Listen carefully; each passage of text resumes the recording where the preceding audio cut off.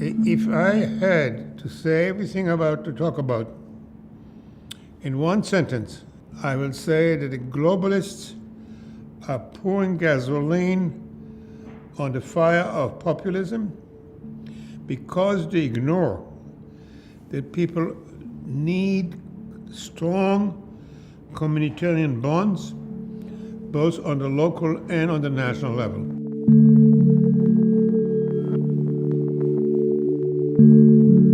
I think there's relatively little disagreement that populism, which is sweeping many of the democracies in the West, is causing huge damage. In Germany, a right-wing party got for the first time seats in the parliament. Populism had a major effect on the Italian, on the Austrian, on the Dutch election. There are many factors which drive populism, some are economic, but I want to concentrate on one, which is the role communities play. And here enter the globalists. Now, I don't think globalist is a term everybody's familiar with, but globalists basically look at the world and as is composed of lots of individuals who have rights or have equal rights as enumerated in the United Nations Universal Declaration of Human Rights. They should be free to move around, and they should be free to buy and sell to each other. There should be free trade. So basically, they see a lot of reasoned individuals, citizens, pursuing their self-interest rationally, and look at all other considerations, such as people who want to protect their own nation and want to give privileges and preferences to members of their own country or their own local community, as kind of anachronistic, prejudiced yesterdays. Now, in doing so, they ignore that people have an undeniable, essential, primordial need for a sense of belonging. They need communal bonds. And communal bonds are, by definition, not global. They can be residential, they can be local, they can be of one's religion, and the nation is another major source of community. But if you take those away from people, they become very angry, they join populism. That does not mean the next step, that we have to accept communities just the way they are, because communities and nations can become loaded with, quote, the wrong values. They can trample people, they can pressure people, they can violate their rights, nations can become aggressive. We need communities, but not necessarily the communities as they are. We can make them better, more noble, more liberal, as long as we accept that they are unavoidable for human flourishing. So let's take the idea of free trade. If anything marks the globalists, is their almost fanatical commitment to free trade. It was the answer that was given by Adam Smith, the man whose face appears on my tie, I may say. It was given by Adam Smith in 1776 in The Wealth of Nations. From that time to this, hardly any professional economist has believed in tariffs or protection or anything but free trade. The fact, though, is that there never was free trade. Trade is always managed to one degree or another. Many things we don't allow to sell other countries because of national security concerns. Many things we don't allow to import from other countries, like medications or milk formula. Free trade is an ideological myth. We have more and less managed trade.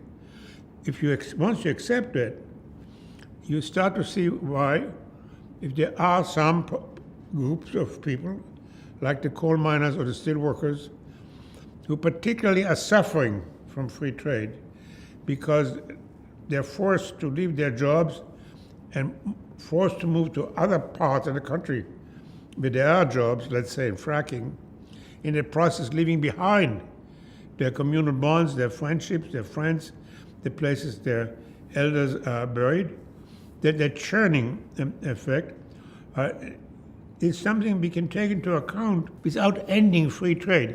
It just will mean that we may have to manage trade a little more than we previously did, or maybe in somewhat different forms. So once you get off the high horse, that anybody who doesn't accept free trade is some kind of an idiot, and you see that trade is managed all the time to varying degrees, then working in there some adjustments for groups who are particularly suffering is something we can quite easily entertain. Take the question of immigration. Nearly 180,000 illegal immigrants with criminal records ordered deported from our country are tonight roaming free to threaten peaceful citizens.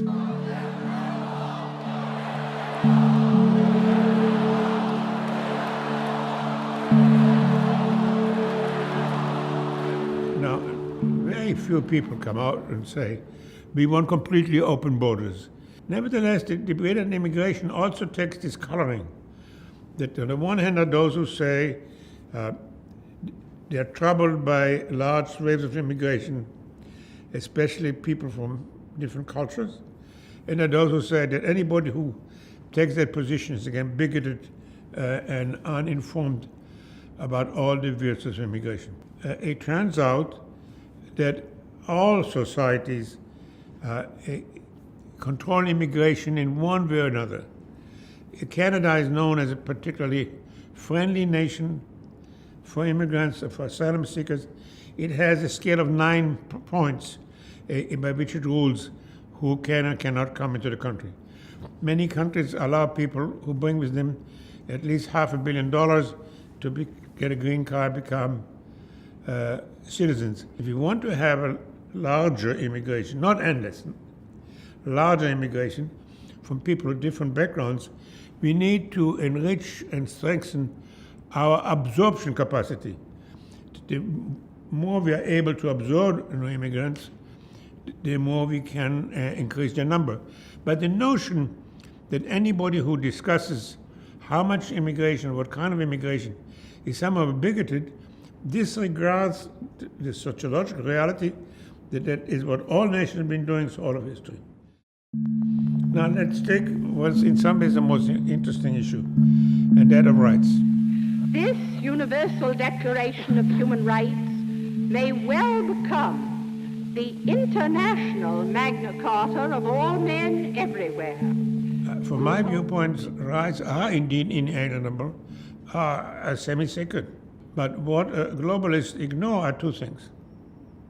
One, rights presume responsibilities.